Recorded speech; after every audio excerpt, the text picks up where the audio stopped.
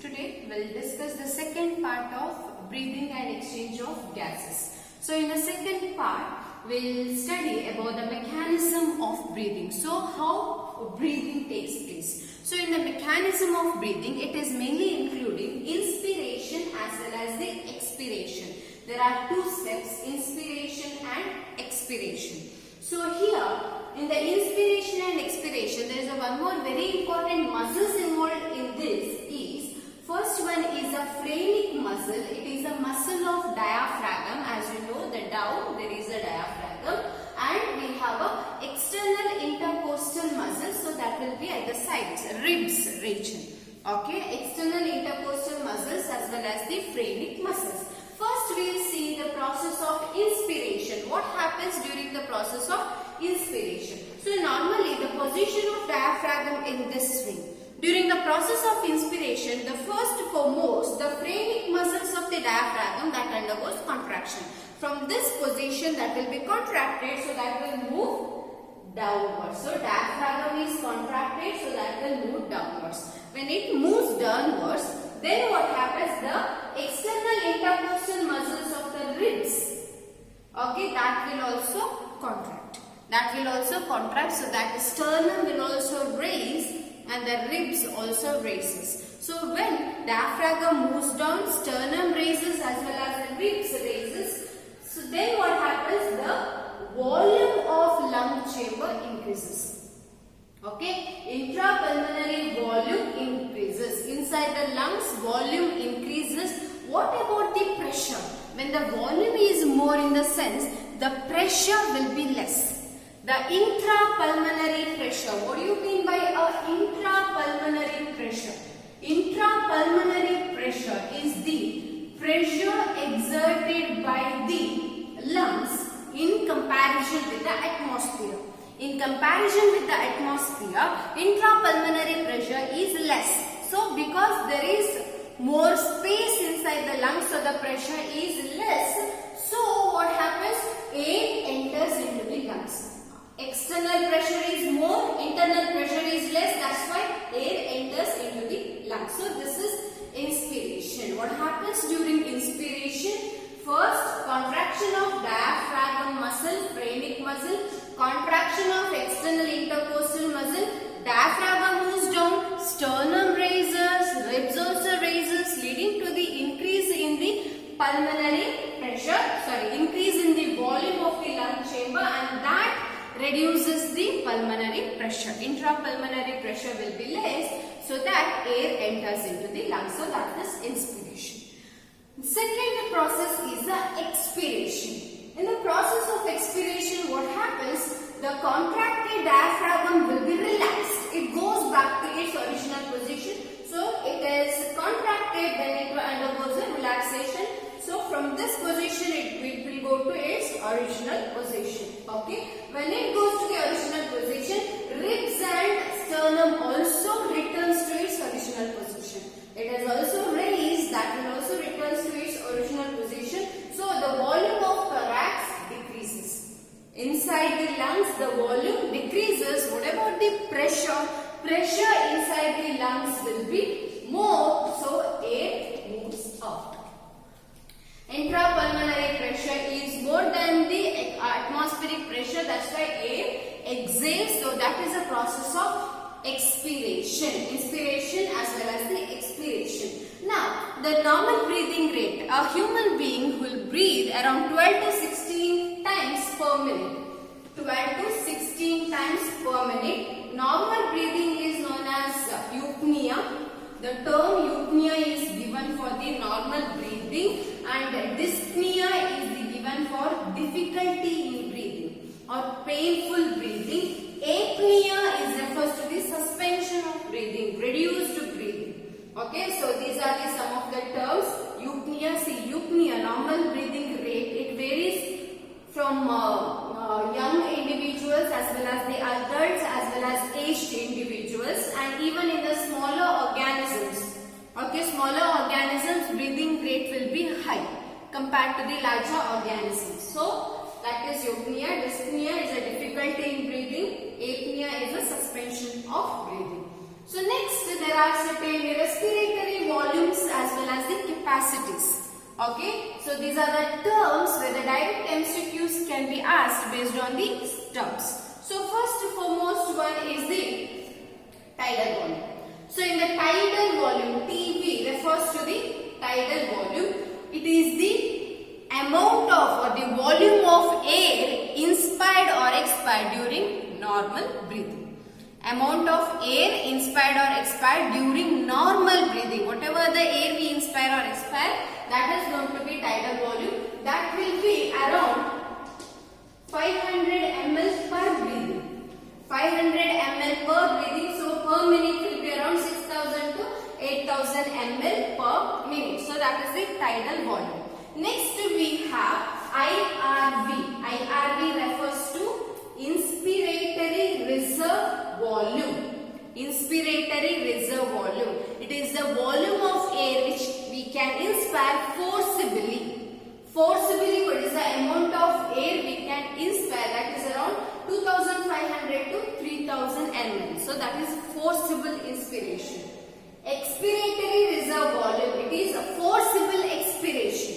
The process of forcible expiration, and that is around 1000 to 1100 ml. Okay. So next is about residual volume. Residual volume refers to, it is the air remaining in the lungs after forcible expiration. After the forcible expiration, whatever the air which remains in the lung, and that is known to be the residual volume, or which is also called RV. Okay, it is about 1100 to 1200 ml. Okay, so next we will also study some of the other terms. Okay, so next we will see the other terms such as inspiratory capacity. IC refers to the inspiratory capacity. It is inspiration, volume of air inspired after a normal expiration. Volume of air inspired after a normal expiration. It is TV plus IRV. Tidal volume plus inspiratory reserve volume. And expiratory capacity, that refers to volume of air expired after the normal inspiration. That is TV plus ERV. And then we have functional residual capacity. FRC refers to functional residual capacity. That is, air remains in the lungs after the normal expiration. Air which is remained in the lungs after the normal expiration, that includes ERV plus RV. Expiratory reserve capacity plus RV. Reserve volume. Expiratory reserve volume plus residual volume. Next we have total lung capacity. What is the total lung capacity?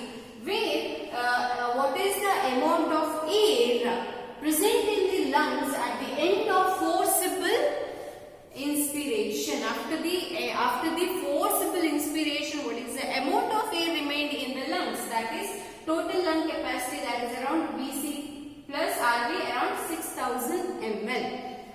Dead space. We also have certain dead space. Dead space, dead space. It is a space found in our certain regions of the lungs, and that air, whatever the air present in that region, cannot be utilized. That's why it is known to be the dead space. Okay, it is found in trachea, bronchi, bronchioles. There are about 150 ml of air is remained in that region.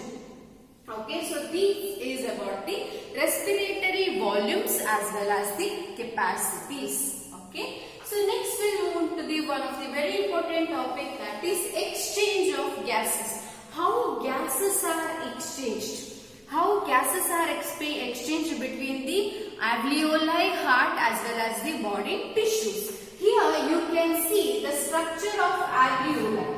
This is the structure of alveoli. For the exchange of gases, very important is that it is mainly consisting of 3 layers. There are 3 layers in the alveoli. This is the endothelium of alveoli.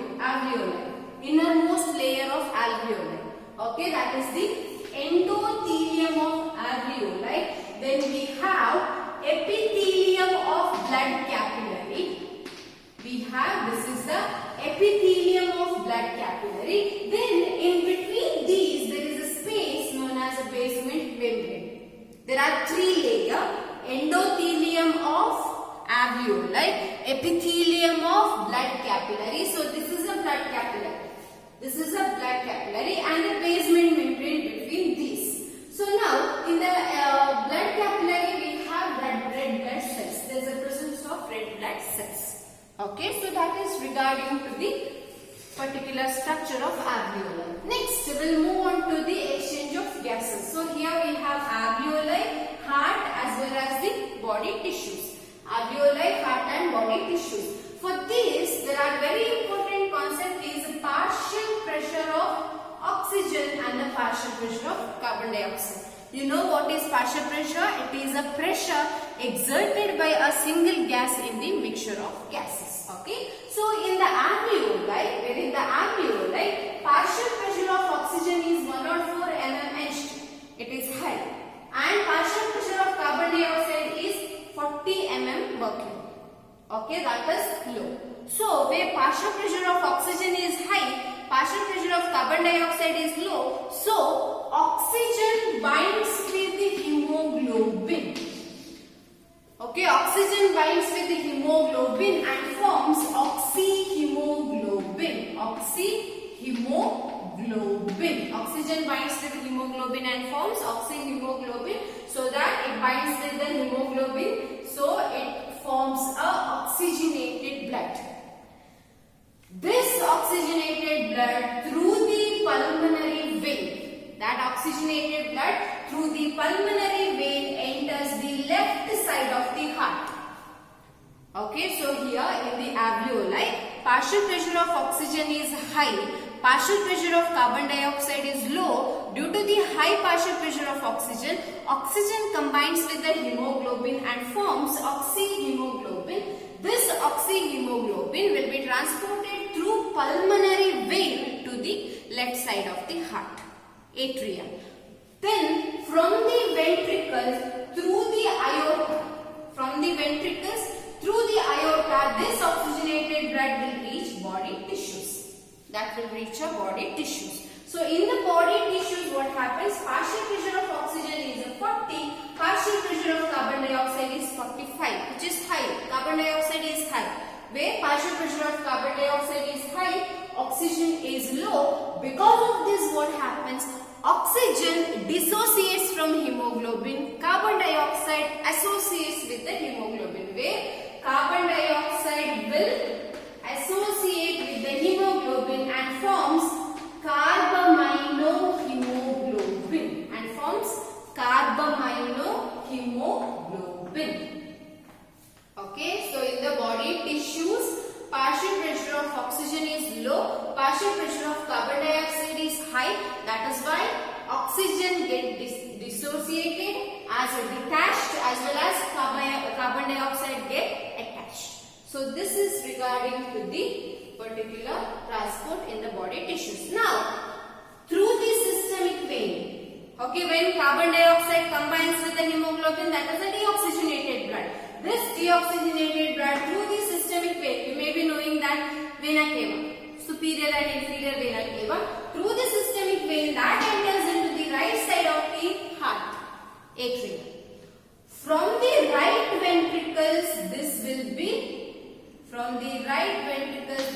reach the lungs. This carbon dioxide will reach the lungs. Where in the alveoli, partial pressure of oxygen is high, carbon dioxide is less. So, carbon dioxide dissociates from hemoglobin, oxygen associates with the hemoglobin. Okay, carbon dioxide dissociates from hemoglobin, oxygen associates with the hemoglobin. So, this is regarding to the exchange of gases. It mainly includes lungs, especially alveoli, heart as well as the body tissues. Here, very important aspect is the partial pressure. If the partial pressure of any one gas is high, that gas will combine with the hemoglobin. In the alveoli, partial pressure of oxygen is high, carbon dioxide is less. So, oxygen combines with the hemoglobin and forms oxyhemoglobin. Then it will transfer into left side of the heart through the pulmonary vein. From heart to the aorta, it enters into the body tissues. Where in the body tissues, partial pressure of carbon dioxide is high. That's why oxygen dissociates from hemoglobin. Carbon dioxide associates with hemoglobin and forms carbaminohemoglobin. hemoglobin, that is a deoxygenated blood. So through this systemic vein, this deoxygenated blood will enter into right side of the heart. Okay, from this right ventricle through the pulmonary artery it enters into the lungs. So where partial pressure of oxygenated blood is, oxygen is 40 and carbon dioxide is 45 in the oxygenated blood. In the deoxygenated blood, partial pressure of oxygen is 95, it will go on reducing, and carbon dioxide is 40. In body tissues, oxygen is 40, carbon dioxide 45. In alveoli, oxygen is 104 and the carbon dioxide is 40. Okay, so this is exchange of gases. Okay, so in the next is about the transport of gases. After the exchange of gases, in the exchange of gas, where the binding affinity is very high to the carbon monoxide. Okay, whereas solubility of carbon dioxide is 20 to 25 times more than the oxygen, and carbon monoxide is 200 times more than that. Okay, so this is solubility, whereas I told carbon monoxide is having more affinity towards the hemoglobin. Next is carbon dioxide, last is the oxygen. Okay, so next we will see the transport of gases. First, the oxygen transport. Transport of oxygen, where 97% of the oxygen transported through RBCs, where 3% of the oxygen transported through the dissolved plasma. Okay, 97% through RBC, 3% is through the dissolved plasma. So there is a ODC, refers to the oxygen dissociation curve. We have oxygen dissociation curve. It is a graph obtained when partial pressure of oxygen plotted against percentage saturation of hemoglobin. Okay, percentage saturation of hemoglobin. So what happens is, this is a sigmoid curve. There is a formation of sigmoid curve. As the partial pressure of oxygen increases, binding of hemoglobin, binding of oxygen to the hemoglobin also increases. As the partial pressure increases, binding of oxygen with the hemoglobin increases to the certain level. After that, it reaches to the saturation. Okay, when it is almost 50% binding is done, after that the process of binding will reduce. That reaches to the saturation. That is why it is known as oxygen dissociation curve, and it is a sigmoid curve. Okay, it is partial pressure of oxygen on the x-axis, percentage saturation of hemoglobin with oxygen on the y-axis. As the partial pressure of oxygen increases, binding of oxygen with the hemoglobin also increases. At certain point, it becomes saturated. What do you mean by saturated? After saturation, if we add still more, there is no change in the reaction. So that is the oxygen dissociation curve. Next, for the transport of gases, there are mainly 4 factors. Okay, there are mainly 4 factors affecting transport of gases. First one is partial pressure of oxygen. Second one is partial pressure of carbon dioxide. Third one is H+ ion concentration. Fourth one is temperature. Okay, so here we have in our alveoli as well as in the body tissues. First, in the alveoli, partial pressure of carbon dioxide is high. In the alveoli, partial pressure of oxygen is high, partial pressure of carbon dioxide is low, H+ concentration is low, as well as temperature is also low. Only partial pressure of oxygen is high, all the other factors are low. What happens? The binding of oxygen with the hemoglobin takes place. Okay, as well as carbon dioxide will dissociate in the alveoli. In the alveoli, partial pressure of oxygen is high, partial pressure of carbon dioxide is low, H+ ion concentration is low, as well as the temperature is low. That's why what happens? There is a binding of oxygen with the hemoglobin, and there is a dissociation of carbon dioxide from the hemoglobin. That is the alveoli. Where in the body tissues, what happens? Partial pressure of oxygen is low, partial pressure of carbon dioxide is high, H+ concentration is high, as well as the temperature is also high.